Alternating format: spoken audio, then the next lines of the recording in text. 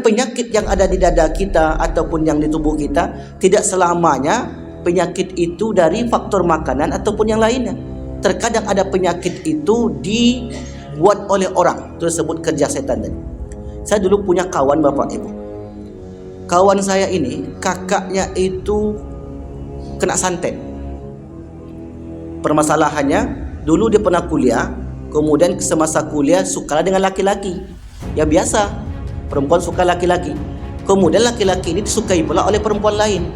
Rupanya dipilihlah oleh laki-laki ini perempuan yang ini. Sakit hatilah perempuan yang satu ini. Kemudian disantetnya.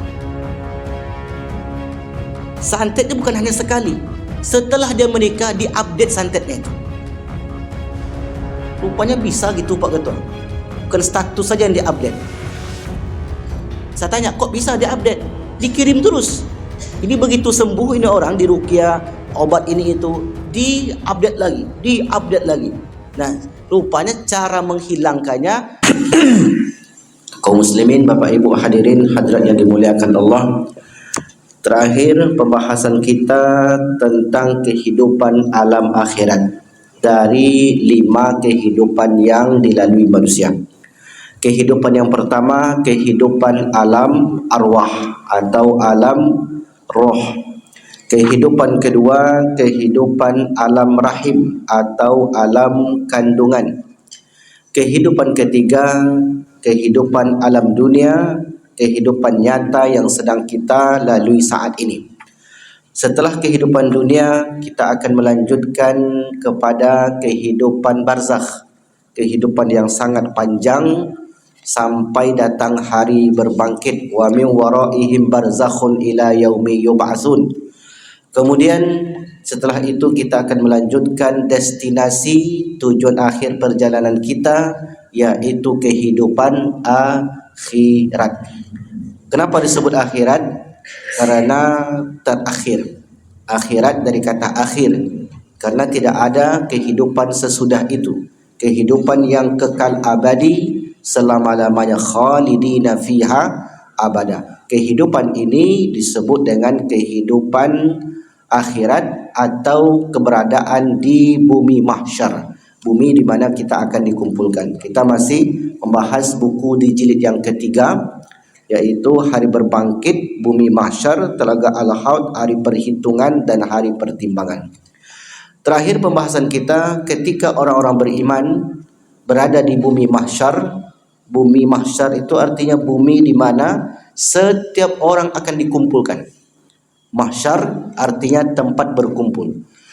Maka karena di sana seluruh manusia dikumpulkan, maka orang-orang beriman dan orang-orang yang tidak beriman memiliki tanda-tanda.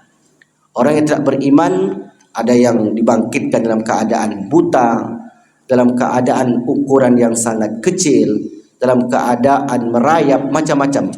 Orang-orang beriman dibangkitkan dalam keadaan bercahaya. Jadi terang sekali, yang memancarkan cahaya dari sekujur tubuhnya. Hal itu sebagaimana diisyaratkan oleh Allah di Quran surat Al-Hadid ayat yang ke-12 dan 13. Ini sebagai landasan kita bahwasanya di akhirat itu orang-orang beriman diberikan cahaya. Allah berfirman, "Yauma taral mu'minin wal mu'minat." Pada hari itu engkau melihat orang-orang mukmin, laki-laki dan mukminat dan perempuan. Yas'a nuruhum baina aidihim, memancarkan cahaya dari sekujur tubuh mereka. Wa bi aimanihim busyrakumul yaum, maka dikatakanlah oleh para malaikat, berbahagialah engkau hari ini, jannatun tajri min tahtial anhar, karena di sana sudah disiapkan bagi orang beriman surga-surga yang mengalir di bawahnya sungai-sungai. Sifatnya kekal abadi selama-lamanya. Adapun orang munafik, maka mereka diberikan cahaya. Setelah cahaya itu diberikan, maka dirampas kembali oleh para malaikat sehingga kemudian mereka hidup terkatung-katung, tidak bisa melanjutkan perjalanan ke surga Allah Subhanahu wa taala. Maka yang kita ceritakan adalah orang beriman yang diberikan cahaya. Apa amalannya? Pertama, yaitu karena mereka beriman. Jadi iman yang kita miliki saat ini merupakan salah satu unsur yang akan mendatangkan cahaya kelak di akhirat. Dan salah satu doa yang diajarkan Allah di dalam Al-Quran surat At-Tahrim, di mana Allah berfirman, Rabbana atsmim lana nurana. Rabbana, ya Tuhan kami, atsmim lana, sempurnakanlah untuk kami, nurana, cahaya kami, waghfir lana, lalu ampunilah kami. Itu yang pertama. Yang kedua yang sudah kita jelaskan, orang yang senantiasa berwudu.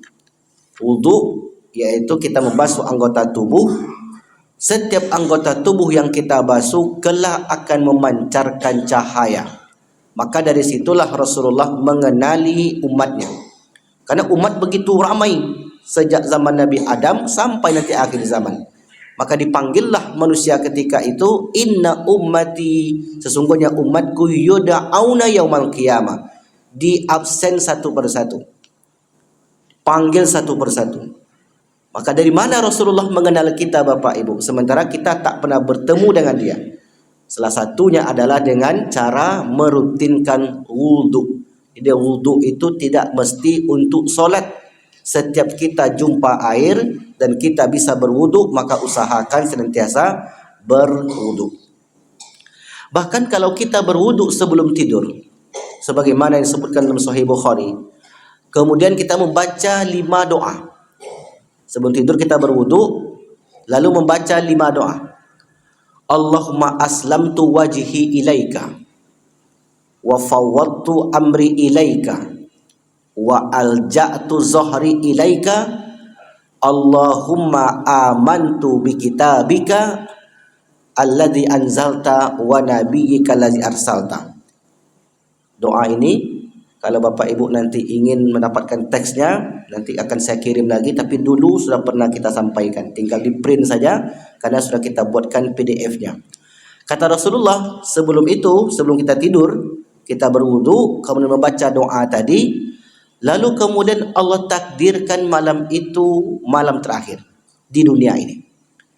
Maka kata Rasulullah, orang tersebut terlepas dari dosa-dosa. Kalau dia meninggal pada malam itu, maka meninggalnya dalam keadaan husnul khotimah. Begitulah hebatnya membaca doa itu. Dan bahkan dosa-dosanya diampunkan oleh Allah Subhanahu wa taala. Nah, kita membaca doa itu sebelum kita tidur. Baik, kita tidak ulang lagi yang itu, hanya sekadar mengingatkan saja. Adapun yang ketiga, ini yang baru, kemarin baru 2 kita jelaskan, yaitu beriman dan merutinkan wudu. Seperti yang saya sampaikan sebelumnya Bapak Ibu, wajah-wajah Bapak Ibu yang ikut mengaji, seluruh syarat-syarat yang saya tuliskan dalam buku saya ini sudah terpenuhi. Jadi kalau saya tengok, sudah terpenuhi syarat-syarat itu. Artinya apa? Kelak di akhirat kalau kita istiqamah, maka Allah Subhanahu wa taala akan berikan cahaya tersebut. Tapi perlu kita jelaskan untuk menambah keyakinan. Yang ketiga itu apa? Membaca Al-Qur'an. Ini sudah juga kita lakukan, alhamdulillah. Nah, Al-Qur'an itu disebutkan oleh Allah memiliki beberapa fungsi. Setidaknya pagi ini saya sampaikan 5 fungsi Al-Qur'an. Salah satu dari yang 5 ini adalah Al-Quran berfungsi sebagai cahaya. Pertama, Al-Quran berfungsi sebagai cahaya. Bagi ibu-ibu yang mencatat silakan. Yang kedua, Al-Quran berfungsi sebagai petunjuk. Ketiga, Al-Quran berfungsi sebagai ruh. Keempat, Al-Quran berfungsi sebagai syifa. Syifa itu obat. Yang kelima, Al-Quran berfungsi sebagai rahmat. Yang pertama, Al-Quran berfungsi sebagai nur sebagai cahaya. Yang kedua, Al-Quran berfungsi sebagai petunjuk. Yang ketiga, Al-Quran berfungsi sebagai roh. Yang keempat, sebagai syifa, obat. Yang kelima, rahmat. Ini yang paling banyak ditemukan dalam Al-Quran. Bukan berarti tidak ada yang lain. Ini yang banyak ditemukan. Misalnya, kita mulai dari yang paling ujung dulu, rahmat. Atau kita yang paling banyak lah, kita mulai dari kata petunjuk. Al-Quran disebutkan oleh Allah sebagai petunjuk.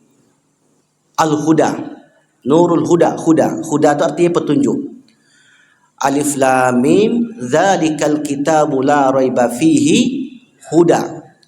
Alif Lam Mim, itulah kitab yang tidak ada keraguan di dalamnya, sebagai huda, petunjuk lil muttaqin, bagi orang-orang yang bertakwa. Mengapa Al-Quran disebut sebagai petunjuk? Dan apa makna petunjuk? Petunjuk bermakna menghantarkan sampai ke tujuan. Itulah makna petunjuk. Misalnya apa?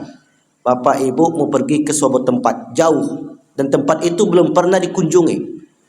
Maka tentu kita butuh petunjuk. Apakah mungkin Google Map atau mungkin rambu-rambu lalu lintas? Ketika kita ikuti petunjuk itu, insya Allah sampai di tujuan dengan selamat. Insya Allah sampai di tujuan dengan benar, karena mengikuti rambu-rambu tadi. Ketika kita masuk kota, ada satu jalan yang hanya ada jalan yang hanya boleh dilewati satu arah. Kalau masuk di jalan itu, maka perboden. Orang yang tidak ikut petunjuk jalan, otomatis dia akan bermasalah. Maka dalam kehidupan ini ada orang yang perboden.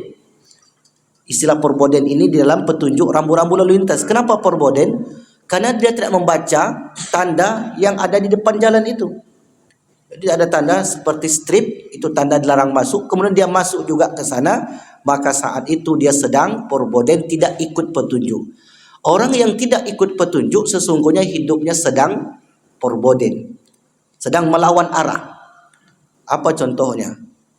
Orang ke masjid 5 kali sehari, dia ke masjid sekali 5 hari.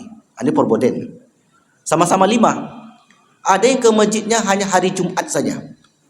Ada yang ke masjidnya hanya 2 kali setahun, Idul Fitri, Idul Adha. Maka ini dinamai dengan perboden. Nanti kau nampak kawan yang jarang-jarang ke masjid, kau lah perboden kawan kau. Alah 60 umurnya ndak yo ke masjid. Itulah perbodennya parah, lah jauh. Makanya taubat itu Bapak Ibu, kenapa disebut taubat? Karena taubat itu artinya kembali. Selama ini berjalan bukan pada jalurnya. Lalu kemudian dia bertaubat. Tubu ilallah taubatan nasuha. Dia kembali ke jalan yang benar. Maka disebut dengan taubat. Taba, ya tubu taubah, kembali. Maka kalau orang itu sudah bertaubat, sangat istimewa sekali. Sebab amalan taubat itu amalan sangat hebat. Apa contohnya? Orang yang sudah taubat itu bisa mengalahkan ibadah orang yang sudah bertahun-tahun. Orang yang sudah menahun ini ibadahnya, ya slow saja. Tapi kalau orang yang bertaubat, dia akan menangis, dia akan datang lebih cepat ke masjid, dia akan menyesali dosa-dosanya, dia merasa sangat hina. Tapi orang yang tidak bertaubat, yang dia hanya mewarisi agama dari ayahnya, dia akan stabil begitu saja. Tapi begitu dia bertobat, maka orang datang ke masjid semenit sebelum azan, dia 10 menit sudah sampai di masjid. Itu makna kata taubat ini. Maka kemudian dia kembali ke jalan yang benar sebab sudah ikut petunjuk. Ini fungsi pertama. Fungsi kedua, Al-Quran itu disebut sebagai ruh. Roh. Wa kadzalika auhayna ruhan min amrina. Seperti yang demikian itulah kami wahyukan kepada Muhammad roh kami. Kenapa Al-Quran disebut sebagai roh? Karena roh itu berfungsi menghidupkan jasad yang mati. Rohnya hidup. Bukan berarti hidup di sini bernyawa atau tidak bernyawa, tetap sama-sama bernyawa. Tetapi orang yang memiliki Al-Quran dalam dirinya, maka semangatnya membara untuk ibadah, dia terus tingkatkan. Walaupun jauh dari rumahnya, walaupun masjid jauh dari rumahnya, dia sampai. Sementara ada orang yang rumahnya samping masjid enggak sampai. Ini yang membedakan adalah ruhnya hidup. Walaupun kakinya sakit, lututnya sudah mulai longgar, misalnya Bapak Ibu, pinggangnya sudah mulai sakit. Makanya kalau boleh ada tiang setiap kita ini, mungkin kita mencari tiang, saking sakitnya pinggang. Tapi kita tetap datang ke masjid untuk mengikuti majlis ilmu ataupun untuk solat berjamaah. Karena ketika itu Allah kuatkan dengan ruh yang ada dalam dirinya. Padahal Bapak Ibu, boleh kita katakan setiap kita ini memiliki waktu yang sama. Sama-sama 24 jam. Sama-sama sudah pensiunan. Sama-sama sudah punya tabungan. Tetapi yang satu ke masjid, yang satu beribadah, yang satu ingat akan kampung akhiratnya, yang satu tidak. Apa yang membedakan ini? Ketika dibilang sibuk, enggak sibuk juga. Ketika dibilang banyak pekerjaan, enggak banyak pekerjaan juga. Tetapi kenapa satu ini sampai ke masjid, yang satu ini tidak? Yang satu ini mau membaca Al-Quran, satu ini tidak. Maka yang membedakan di situ adalah karena sudah masuknya ruh ke dalam diri orang tersebut, yaitu Al-Quran. Itu yang kedua. Yang ketiga, Al-Quran berfungsi sebagai nur, sebagai cahaya. Cahaya fungsinya adalah menampakkan sesuatu yang tersembunyi. Ini di dunia. Fungsi cahaya menampakkan sesuatu yang tersembunyi. Saya bisa melihat sekarang karena ada cahaya lampu. Kemudian nanti akan terbit cahaya matahari. Kita bisa melihat dengan detail. Bahkan benang yang kita masukkan ke jarum karena ada cahaya, kita bisa memasukkannya. Begitulah fungsi Al-Quran dalam kehidupan manusia, sehingga dia bisa membedakan ini milik dia, ini bukan milik dia, ini hak dia, ini bukan hak dia. Dari mana dia bisa membaca itu? Karena memancarnya cahaya Al-Quran dalam dirinya. Kalau tidak ada cahaya Al-Quran itu Bapak Ibu, maka semua gelap bagi dia. Umpama orang yang pergi ke kebun, kiri kanan ada parit besar, kemudian malam hari tidak ada cahaya bulan, cahaya lampu motornya padam, dia tetap berjalan di tengah kegelapan itu. Bisa besar kemungkinan ketika tetap dia berjalan akan masuk ke parit kiri atau kanan, karena tidak ada cahaya yang menerangi perjalanan hidupnya. Maka seperti yang saya katakan tadi, orang yang rumahnya jauh dari masjid sampai ke masjid, karena saat itu sedang diterangi oleh cahaya Al-Quran. Ini salah satu cahaya yang memancar dalam dirinya. Maka sampai mati pun dia tetap datang ke rumah Allah, karena cahaya itu tetap menyala, tetap hidup sampai akhir hayatnya. Nah, tentang cahaya ini, kelak di akhirat, orang-orang yang beriman akan memancarkan cahaya dari anggota tubuhnya karena bacaan-bacaan Al-Quran yang dia baca. Sebagaimana sabda Rasulullah sallallahu alaihi wasallam, riwayat Imam Ibnu Hibban, an Abi Dzar radhiyallahu an qala Rasulullah sallallahu alaihi wasallam, Rasul bersabda, ausini, kata Abu Dzar, ya Rasulullah, berilah wasiat kepadaku. Qala, Rasul bersabda, alaika bitaqwallah, hendaklah engkau bertakwa kepada Allah. Ini wasiat pertama yang disampaikan Rasulullah kepada Abu Dzar. Fa innaha ra'sul amri kullihi, karena takwa itu adalah pangkal segala kebaikan. Qultu ya Rasulullah, lalu aku tanya lagi, zidni, tambah lagi ya Rasulullah, saya sudah bertakwa, apa lagi yang kau wasiatkan kepadaku? Qala, Rasul menjawab, alaika bitilawatil Qur'an, hendaklah engkau membaca Al-Quran. Fa innahu, karena sesungguhnya Al-Quran itu nuruka, nurmu nanti di akhirat, fil ardi wa zakharun laka fis sama, cahayamu ketika di dunia ini yang engkau bawa sampai mati dan menjadi tabunganmu di langit. Ini disebut di langit di sini bahwa tabungan setelah kita meninggalkan kehidupan dunia.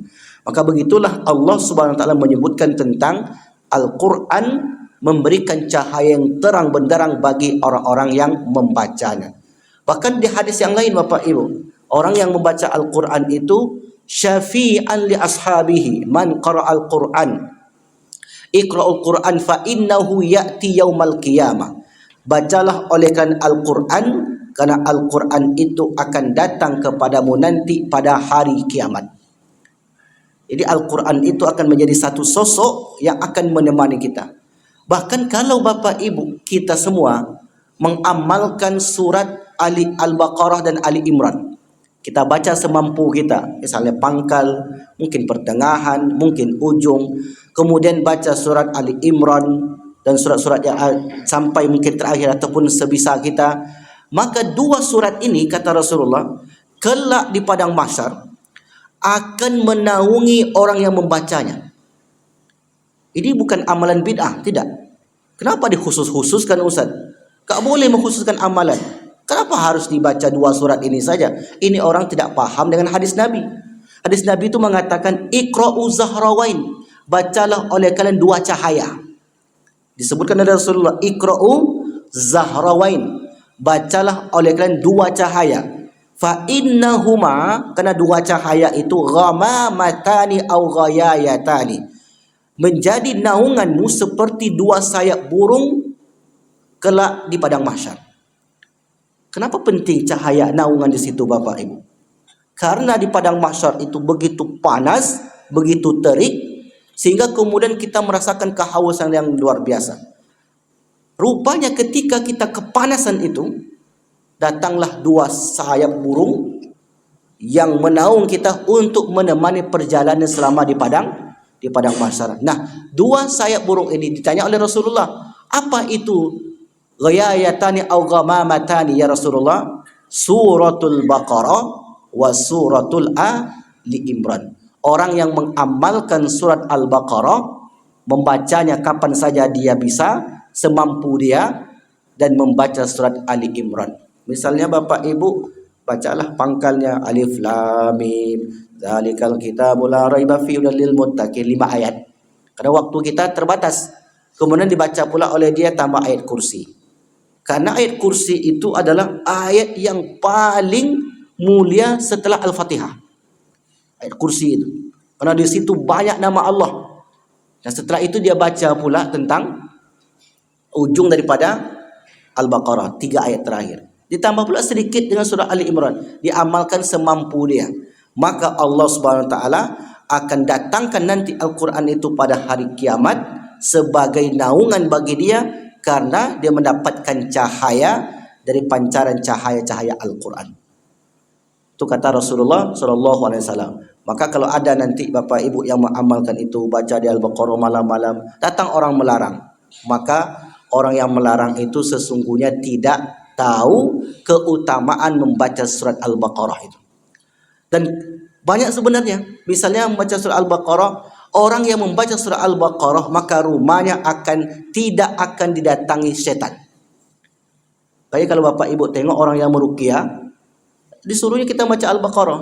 Karena al-baitul ladzi tuqra'u fihi suratul Baqarah, rumah yang di dalamnya dibacakan surah Al-Baqarah, yanfiru syaitan, maka syaitan itu lari dari rumah tersebut. Artinya kalau rumah itu Bapak Ibu merasa agak lain sedikit auranya, maka bacakan saja Al-Baqarah. Apakah kita membacakan atau keluarga kita membacakan atau mungkin MP3 yang kita hidupkan, cuma yang lebih utama kita yang membaca, karena kita membaca mendapatkan 2 pahala. Pahala membacanya dan pahala mendengarkan bacaannya. Atau mungkin anak kita yang membacakan, cucu kita yang membacakan, dia membacakan dapat pahala, kita yang mendengarkan mendapatkan pahala juga. Jadi keutamaan surah Al-Baqarah itu sangat agung sekali. Bahkan Bapak Ibu, kebetulan saya teringat surat ayat kursi tadi. Suatu ketika, ini masih cerita tentang Al-Quran. Suatu ketika Abu Hurairah diperintahkan Rasulullah untuk menjaga harta rampasan. Maka ketika Abu Hurairah berjaga-jaga, datanglah maling pada malam hari. Lalu kemudian maling itu ketangkap. Kata maling ini, ya Abu Hurairah, lepaskanlah saya. Saya hidup susah. Saya maling ini karena saya tidak makan seharian dan anak istri saya tidak makan. Karena Abu Hurairah ini orangnya lembut, dilepaskanlah Bapak Ibu. Besok malamnya mencuri lagi. Lalu kemudian ketangkap lagi. Dia pun beralasan seperti alasan yang pertama, ya Abu Hurairah, saya melakukan ini karena terpaksa. Saya belum makan, anak istri saya belum makan. Dilepaskan lagi oleh Abu Hurairah. Ketiga kalinya dia mencuri lagi orang yang sama. Besoknya laporkan oleh Abu Hurairah kepada Rasulullah. Sebelum Abu Hurairah melaporkan Bapak Ibu, orang ini pun berkata, "Ya Abu Hurairah, maukah engkau aku ajarkan satu surat? Kalau engkau mengamalkannya, maka engkau mendapatkan fadilah yang sangat luar biasa besar." Apa itu, kata Abu Hurairah? Bayangkan Bapak Ibu, maling mengajarkan Abu Hurairah, bacalah suratu ayat kursi Al-Baqarah, yaitu surat ayat kursi. Setelah itu dilepaskanlah oleh Abu Hurairah tadi, dilaporkan kepada Rasulullah, "Ya Rasulullah, saya 3 malam ini mendapati kasus ada orang mencuri. Ketika mencuri itu ketangkap sampai 3 malam berturut-turut. Lalu kemudian kata dia, diajarkan saya satu surat, katanya memiliki fadilah yang besar." Apa kata Rasulullah? "Yang datang kepadamu itu Abu Hurairah adalah setan, jin yang menyerupai manusia." Lalu kenapa dia mengajarkan ayat-ayat kursi? Semua ucapan jin itu, ya Abu Hurairah, dusta, kecuali yang itu. Dari sini Bapak Ibu kita dapat kesimpulan, kalau orang meruqyah itu jangan percaya jin itu mengatakan, saya ini jin dari Timur Tengah, saya ini tidak ngapa-ngapain dengan dia. Itu jin itu pembohong. Kata Abu Hurairah, kata Rasulullah, jin itu sangat pembohong kecuali yang ini. Kecuali dia mengajarkan keutamaan tentang ayat kursi. Nah, jin itu sendiri ketika dia berbicara kebenaran tentang ayat kursi tadi, tetap dia menyampaikan kebenaran, walaupun banyak bohongnya. Maka itu keutamaan orang yang membaca ayat kursi. Makanya habis sholat itu kita disunahkan untuk membaca ayat kursi, dan luar biasa sekali. Itu tentang Al-Quran tadi. Maka kelak di akhirat, Al-Quran atau ayat-ayat suci yang kita baca tersebut akan memancarkan cahaya sehingga Rasulullah dengan mudah mengenali kita. Itu yang ketiga. Yang keempat apa tadi? Al-Quran berfungsi sebagai syifa. Syifa lima ufis sudur. Syifa itu artinya obat yang mengobati penyakit di dada. Seorang dokter pernah cerita, pasiennya berobat, setelah dicek medical check up, tidak ditemukan penyakit, sama sekali tidak ada. Tapi bapak ini sakit, ibu ini sakit. Akhirnya kemudian kata dokter, bapak ibu ini tidak ada sakit, pulanglah. Sampailah suatu ketika dia terpikir, apa obat yang harus saya makan, yang harus saya minum? Disarankanlah oleh salah seorang ustadz bahwasanya coba membaca Al-Quran. Begitu dia membaca Al-Quran, penyakit itu sembuh Bapak Ibu. Karena penyakit yang ada di dada kita ataupun yang di tubuh kita tidak selamanya penyakit itu dari faktor makanan ataupun yang lainnya. Terkadang ada penyakit itu dibuat oleh orang, itu disebut kerja setan tadi. Saya dulu punya kawan Bapak Ibu. Kawan saya ini kakaknya itu kena santet. Permasalahannya, dulu dia pernah kuliah, kemudian semasa kuliah sukalah dengan laki-laki. Ya biasa, perempuan suka laki-laki. Kemudian laki-laki ini disukai pula oleh perempuan lain. Rupanya dipilihlah oleh laki-laki ini perempuan yang ini. Sakit hatilah perempuan yang satu ini. Kemudian disantetlah. Santetnya bukan hanya sekali. Setelah dia menikah, diupdate santetnya itu. Rupanya bisa gitu Pak Ketua. Bukan status saja yang diupdate. Saya tanya, kok bisa diupdate? Dikirim terus. Ini begitu sembuh ini orang di ruqyah, obat ini itu, diupdate lagi. Nah, rupanya cara menghilangkannya dengan senantiasa membersamai Al-Quran. Karena Al-Quran tadi mengusir setan dari rumah kita. Nah, kalau kita baca Al-Quran, maka itulah menjadi syifa'un lima fis sudur, dan juga Al-Quran menjadi obat bagi penyakit hati. Itu yang keempat. Yang kelima, belum keluar kita lagi, dah lupa gitu. Yang pertama sebagai petunjuk. Yang kedua sebagai roh. Yang ketiga sebagai cahaya. Yang keempat sebagai syifa. Yang kelima sebagai rahmat. Wa rahmatan lil mu'minin, dan rahmat bagi orang-orang yang beriman. Itu Bapak Ibu bisa tengok surat Allahumma salli ala Muhammad. Pada surat Al-Anfal ayat yang ke-60. Coba cek nanti. Saya lupa saya tempatnya. Intinya disebutkan oleh Allah Subhanahu wa taala dalam ayat yang lain, surat Asy-Syura ayat yang ke-52. Ma kunta tadri mal kitabu walal iman walakin ja'alnahu nuran nahdi bihi man nasha min ibadina wa innaka latahdi ila siratim mustaqim. Ya. Fa aminu falladzina amanu bihi wa azzaruhu wa nasaru wattaba'u an-nur alladzi unzila ma'ulaika humul muflihun. Baik, ini sudah kita bacakan tadi. Jadi inilah 5 fungsi Al-Quran bagi kehidupan manusia selain mendapatkan pahala. Karena memang Al-Quran setiap huruf yang kita baca mendatangkan pahala. Wala aqulu alif lam mim, aku tidak katakan alif lam mim itu satu huruf, walakin alif harfun, mim harfun, wa lam harfun. Alif itu satu huruf, mim itu satu huruf, alif lam itu satu huruf, mim itu satu huruf. Baik. Yang ketiga, yang pertama beriman, yang kedua merutinkan wudu, yang ketiga membaca Al-Quran, yang keempat salat di masjid pada waktu-waktu gelap. Ini hanya di masjid saja Bapak Ibu. Salat di masjid di waktu-waktu gelap. Salat Isya dan salat subuh. Barangkali selama ini salat itu kita pahami, ya saya salat di masjid karena dapat pahala 27. Betul. Saya ke masjid karena setiap langkah kaki saya dihitung sebagai pahala. Betul. Saya menunggu solat, intizaru solat ila solat, dari maghrib ke isya, kita tunggu saja waktu itu dan senang hati kita menunggunya, maka kita tercatat sebagai orang yang ribat, orang yang berjaga-jaga di perbatasan. Kalau orang yang berjaga-jaga di perbatasan itu meninggal, seperti TNI kita yang ditugaskan di Lebanon, itu namanya perbatasan atau perbatasan dengan Timur Leste, itu perbatasan. Lalu mereka itu meninggal, apakah mungkin ditembak atau sebagainya, maka mereka terhitung sebagai orang yang ribat.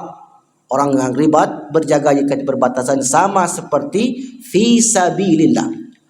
Nah, kita yang tidak ribat, tidak berjaga-jaga di perbatasan, menunggu solat, intizaru solat ila solat, menunggu waktu solat ke solat yang lain, fahuwa ribat, kata Nabi. Orang itu juga terhitung sebagai ribat, berjaga-jaga di perbatasan.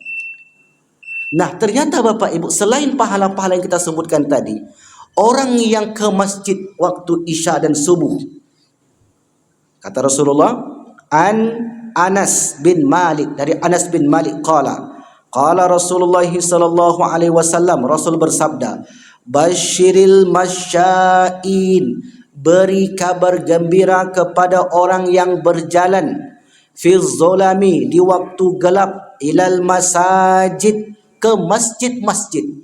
Masjid apa saja? Bin nurit tammi, dengan cahaya yang sempurna, yaumal qiyamah, nanti di hari kiamat. Para ulama menjelaskan kenapa diberikan cahaya. Karena ketika dia ke masjid, perjalanannya gelap. Karena dulu kan gelap, belum ada lampu. Maka perjalanan yang gelap itu diganti oleh Allah nanti menjadi cahaya.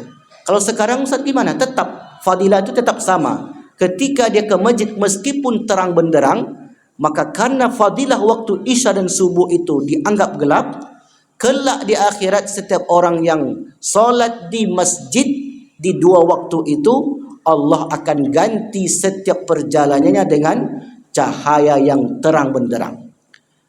Bermakna kalau ada Bapak Ibu solat di rumah di dua waktu tadi, maka tidak mendapatkan cahaya ini. 27 derajat mungkin dia dapat berjamaah dengan anak istrinya. Langkah kaki ke masjid dia tak dapat. Intizaru solat ila solat mungkin dia dapat karena menunggu waktu solat ke solat yang lain. Tetapi Allah tidak berikan cahaya di perjalanan nanti di akhirat. Maka terbayang oleh kita Bapak Ibu, cahaya keimanan sudah kita kumpulkan, cahaya rutin wudu, amalan wudu sudah kita kumpulkan, cahaya membaca Al-Quran sudah kita kumpulkan, cahaya perjalanan kita ke masjid sudah kita kumpulkan juga. Maka inilah kata Rasulullah, nanti ada orang di akhirat itu cahaya seperti gunung yang begitu besar. Sehingga kemudian cahaya itu menerangi orang-orang yang berada di sekitarnya. Kenapa demikian?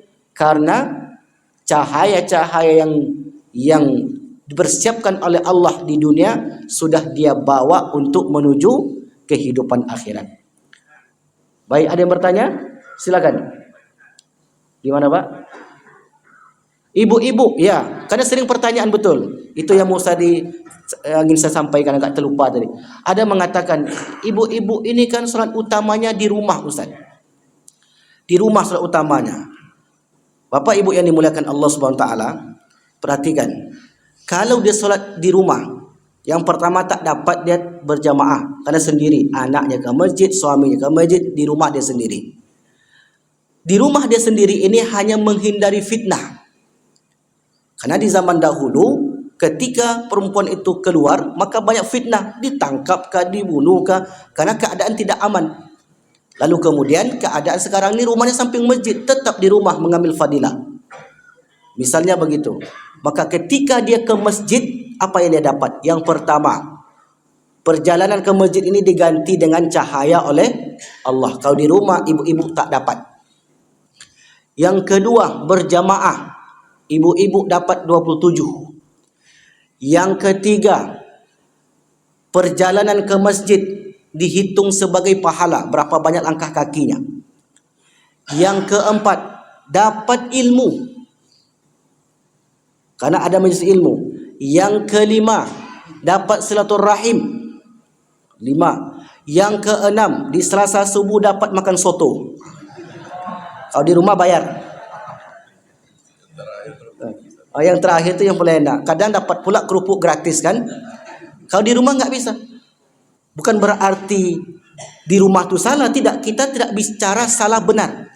Karena yang disebutkan tadi seutama-utama. Utamanya kan perempuan itu di rumah, Ustaz. Ya, utamanya. Tapi kalau dia ke masjid bukan tidak utama. Di rumah dia utama karena menjaga fitnah tadi. Karena mungkin diganggu orang, mungkin dia banyaklah bentuk fitnah yang dia dapatkan ketika dia keluar. Tapi kalau seorang ibu-ibu bisa menjaga itu, maka tentu tidak. Contoh lain, ziarah kubur. Ziarah kubur itu dulu kata Rasulullah, kuntu nahaitukum an ziaratil kubur. Dulu aku larang kalian ziarah kubur, khususnya bagi perempuan. Kenapa? Karena ketika suami mereka meninggal, sebagian besar perempuan itu bergolek-golek di tanah, menampar-nampar pipi, mengkoyak-koyak bajunya, syaqqal juyub wa khattal hudud, itu kata Nabi. Maka dilarang, kuntu nahaitukum an ziyaratil kubur. Aku larang kalian ziarah kubur karena mudaratnya banyak. Begitu Islam masuk, Bapak Ibu. Orang beriman tadi memahami perjalanan hidupnya. Kematian itu adalah fase menuju kehidupan yang lain. Sehingga kemudian ketika dia ziarah kubur, tidak ada lagi yang bergolek-golek. Bahkan keimanannya bertambah. Karena kata Rasulullah, orang ziarah kubur itu 3 keutamaannya. Silakan Bapak Ibu catat. Yang pertama, tuzakkiru anil maut, mengingatkan akan kematian. Mengingatkan akan kematian. Yang kedua, wa tuzakkiru anil akhirah, mengingatkan akan kehidupan akhirat. Yang ketiga, wa tuzahidu fid dunya, membuat orang itu zuhud di dunia. Itulah keutamaan bagi penziarah kubur. Tetapi, ini ada tetapinya. Kalaulah dia ini tetap seperti perbuatan jahiliyah, maka jangan ke kuburan. Karena berlaku tetap, hadis itu tetap berlaku sampai akhir zaman. Tapi kalau tidak melakukan perbuatan jahiliyah itu, dia hanya menengok kuburan suaminya, menengok kuburan anaknya, menengok kuburan maknya, sedih hati dia, sekedar menangis. Rasul pun menangis ketika anaknya meninggal.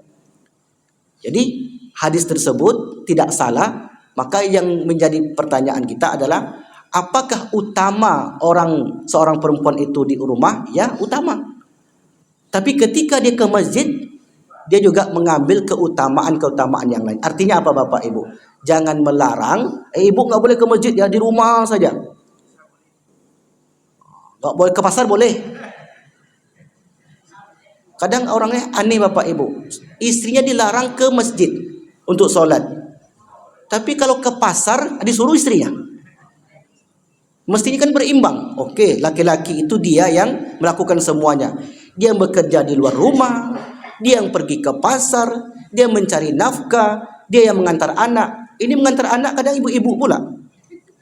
Kadang Pak, hadis itu memang dipakai untuk menguntungkan bagi kelompoknya saja. Ibu-ibu jangan ke masjid ya. Ke masjid itu fitnah nanti. Akhirnya tertekanlah ibu-ibu. Kami dilarang ke masjid Ustaz. Kalau ke pasar dilarang enggak, Bu?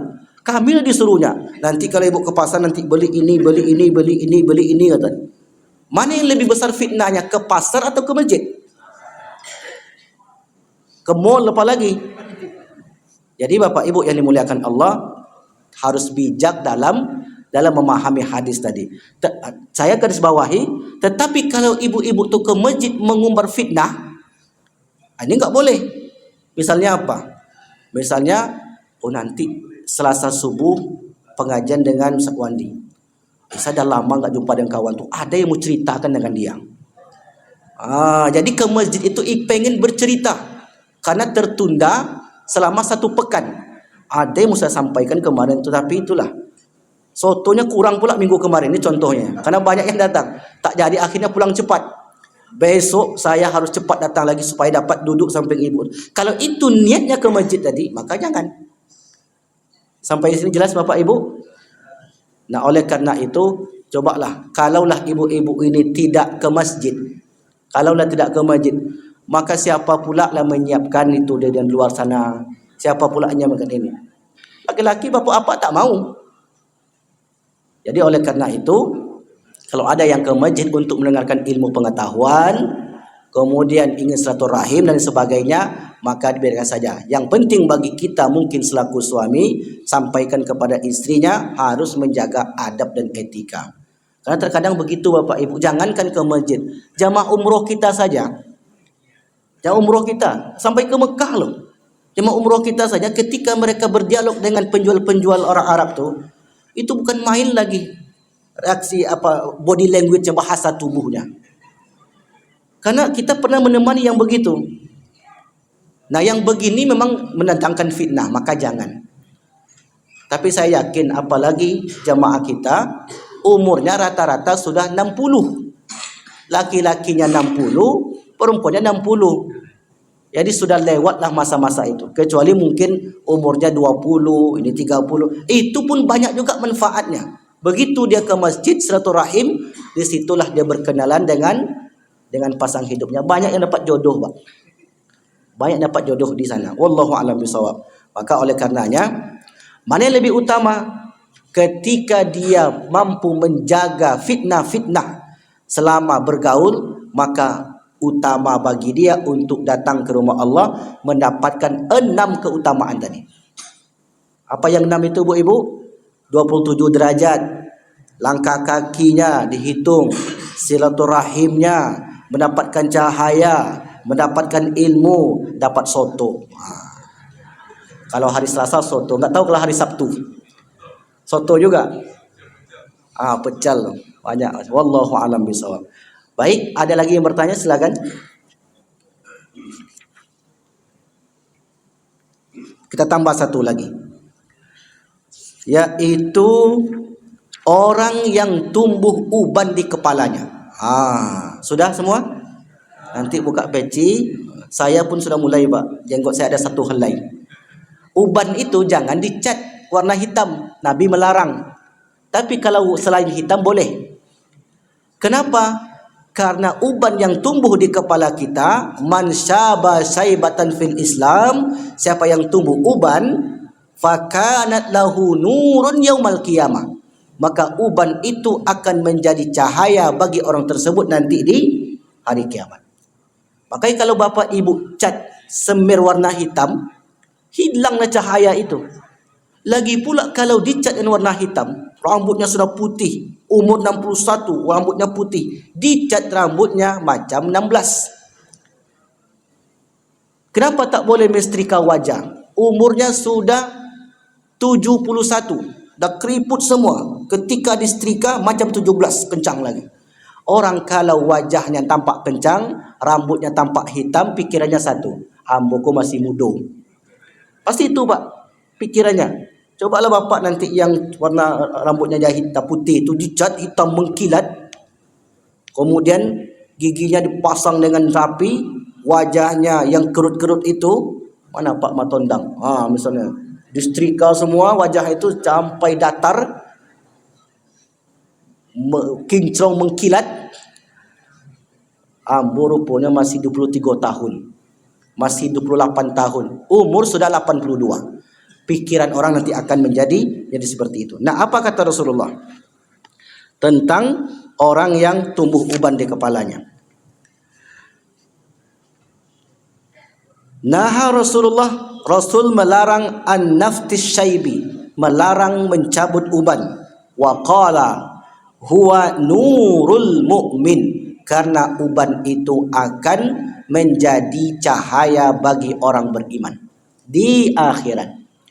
Jadi banyak sekali sudah kita kumpulkan. Yang pertama keimanan, yang kedua merutinkan wudu, yang ketiga membaca Al-Quran, yang keempat orang yang berjalan ke masjid di waktu gelap, subuh dan isya dan subuh, yang kelima orang yang tumbuh uban di kepalanya. Jenggot juga. Pak Ketua sudah putih. Saya pun sudah mulai putih, Pak. Sudah mulai tua berarti. Ada pertanyaan lagi Bapak Ibu? Ya, silakan Pak.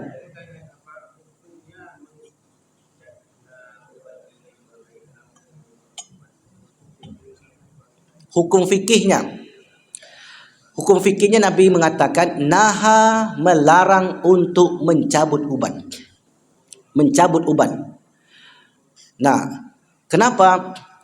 Karena uban akan mendatangkan cahaya. Hukum fikihnya, apakah ketika orang mencabut atau misalnya menyemir berdosa? Kan hukum fikih itu kan 5 Bapak Ibu. Haram, wajib, makruh, mubah, sunnah. Kalau haram itu dilakukan berdosa. Berdosa enggak dia? Maka jawabannya tidak berdosa. Karena kaji kita ini bukan kaji dosanya. Contohnya ketika masuk masjid, langsung duduk. Boleh atau tidak? Boleh. Solat langsung boleh.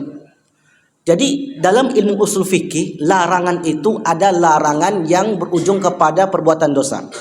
Misalnya kata Al-Quran, ya ayyuhalladzina amanu la taqrabuz zina. Wahai orang beriman, janganlah mendekati zina. Ini larangan yang mengandung perbuatan haram. Kalau dilakukannya dia berdosa. Tapi kalau mencabut uban, hilanglah keutamaan yang dia miliki. Jelas di sini, Pak? Jadi bukan perkara dosa atau tidak dosanya. Kalau botak macam mana Ustaz? Tak ada uban Ustaz. Ya, kalau botak ya begitulah keadaannya. Baik, ada lagi? Ya, karena waktu syuruk ya, lewat 19. Kalau tidak ada beberapa bab lagi. 1, 2, 3, 4, ada 5 lagi. InsyaAllah yang 5 ini akan kita jelaskan di pertemuan yang akan datang. Jadi ada 10 amalan-amalan untuk mendapatkan cahaya di bumi mahsyar nantinya. Wallahu a'lam bishawab. Kalau tidak ada pertanyaan, kita tutup dengan doa. A'udzubillahi minasyaitonirrajim. Bismillahirrahmanirrahim. Alhamdulillahirabbil alamin. Wassalatu wassalamu ala asyrafil anbiya'i wal mursalin wa ala alihi wa ashabihi rasulillahi ajmain. Allahumma ja'al jam'ana hadza jam'an marhuma wa tafarraqa min ba'dihi tafarraqa ma'suma. Allahumma ja'al akhira kalamina inantihai ajalina minad dunya qawla la ilaha illallah. Rabbana atina fid dunya hasanah wa fil akhirati hasanah wa qina adzabannar. Alhamdulillahirabbil alamin. Subhanakallahumma bihamdika asyhadu an la ilaha illa anta astaghfiruka wa atubu ilaik. Wa lafu minkum. Wassalamu alaikum warahmatullahi wabarakatuh.